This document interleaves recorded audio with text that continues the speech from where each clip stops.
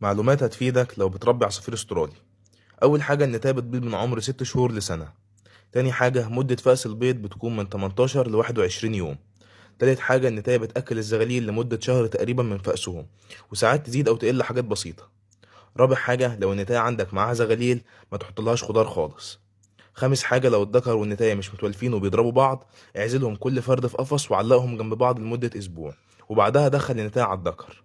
سادس حاجة لو النتاية اشتغلت كذا عش ورا بعض، لازم تحط لهم أملاح معدنية عشان ما تواجهش مشاكل بعد كده، زي إن النتاية تاكل البيض بتاعها أو ترميه أول ما تبيضه، أو إن الزغاليل تطلع ريشها مش مكتمل. لو استفدت من الفيديو اعمل فولو.